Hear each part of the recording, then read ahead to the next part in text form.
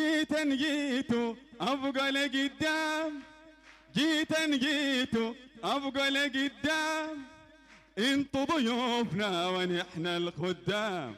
هي جيتو ابقى لقدام، هي جيتو ابقى لقدام، هوي جيتو ابقى لقدام، انتو ضيوفنا ونحن الخدام. جيتو ابقوا ليه قدام وانتوا ضيوفنا ونحن الخدام. انا الدومة عبد الله ابراهيم حسين قصدت انه نقوم نقدم اضاءات في الفلكلور والتراث الشعبي في اقليم دارفور، اضاءات في الفلكلور الشعبي والتراث الشعبي الفلكلوري في اقليم دارفور. لما نقول دارفور يبقى دارفور هي بتقع في جمهورية السودان في الجزء الغربي، وهو مدخل الغربي بالنسبة لجمهورية السودان جنوبا، الجنوب الحبيب ربنا يعوض لحضن الوطن. الغرب الجنوبي دولة افريقيا الوسطى الحبيبة، والشمال الغربي دولة تشاد، والشمال دولة ليبيا، وبحيطوا وبجواره مجموعة من الأقاليم السودانية، شرقا ولاية غربي كردفان، وشمالا الشمال الحبيب. إقليم دارفور بتكون من مجموعة من التضاريس ومجموعة من المناخات. جنوبا السافنة الغنية، الجنوب الغربي السافنة الفقيرة، الشمال بيئة صحراوية. يتكون مجتمع دارفور من مجموعة من السكان، يتكون من مجموعة من السكان. ولما نقول إقليم دارفور يبقى الإقليم كان يوم من الأيام دولة قائمة بذاتها، كان ومن خلال الدولة مرت بدولة وإقليم دارفور 3 مماليك: مملكة الداجو في جبال مكردوس، ومملكة التنجر في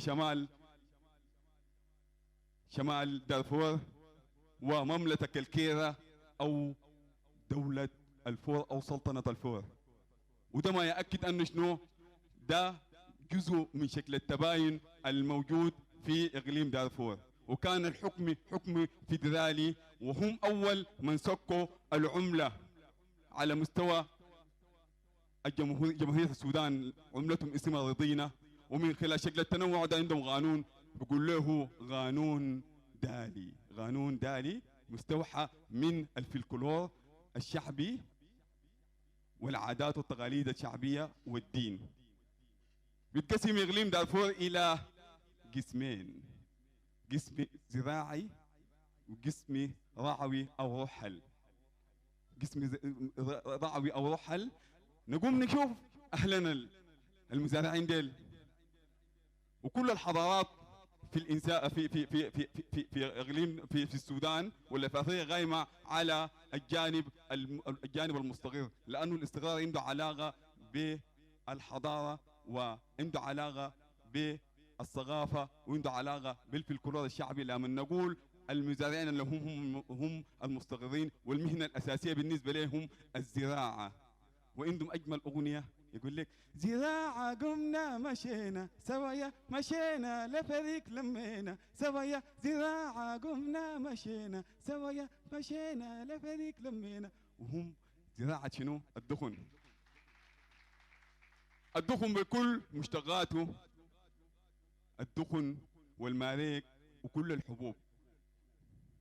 هم ثقافتهم قايمة على الرقص جزء أساسي، وجزء أساسي من المزاج، وجزء أساسي من الجو العام. وعندهم ثقافة المدى كلهم بيتلموا مجموعات مختلفة. هم المجتمعات المستقرة اللي هو الزراعية دي عندهم لغات مختلفة، لكن اللغة الوحيدة اللي بتقوم تجمعهم اللي هي اللهجة العربية أو اللغة العربية أو اللهجة العربية. وعندهم لغة جميلة جدا: هاي فلان جيتي كيف حالك من قلدان دنيا. لهجة جميلة جدا فيها حنان وفيها تحنان.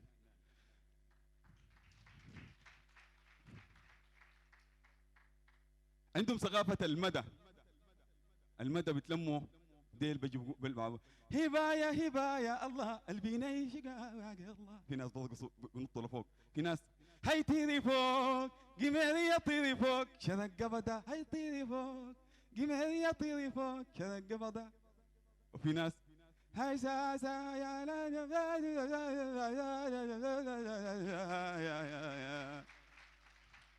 الجانب الأدائي مهم جدا في المجتمع المستقر. الإنتاج، لذلك تجي تلقى المندولة جزء من إنتاجهم، والقفة والمواد اللي عندها علاقة بالحرفة اليدوية السعفية. أمامنا المندولة، القفة، ودي واحدة من مقترحات المرأة في دارفور، هي المرأة الصانعة على مستوى الأطعمة. والتحية لمرأة إقليم دارفور. الميارم، لما نقول الميارم هم صانعة أجمل طعام في أفريقيا، منطقة مليئة بتجي تلقى المعفنات السبعة، الكول وما أدراك ما الكول، وتميسر اسمه وتميسر، تاكلي في يمين وتشمي بأيسر. بقول لك أفنوا في دارفور وفي مصر كتلا زول. أفنوا في دارفور وفي مصر كنو كتلا زول وتميسر. هو عشبة بتقوم تتخمر، وده أكد لك أنه المرأة في غرب السودان هي أجمل ما يكون على مستوى الصناعة.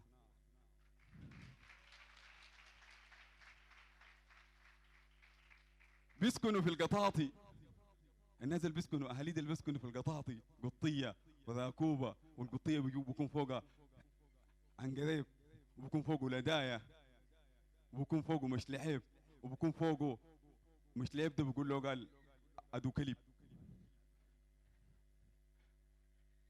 وبعد ذاك وما أجمل الصريف والرواكيب.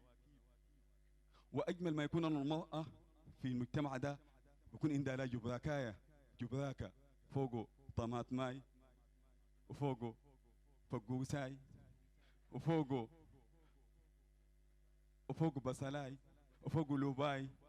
وهي ده بالنسبة لها معين اجتماعي. التحية للمرأة في غرب السودان.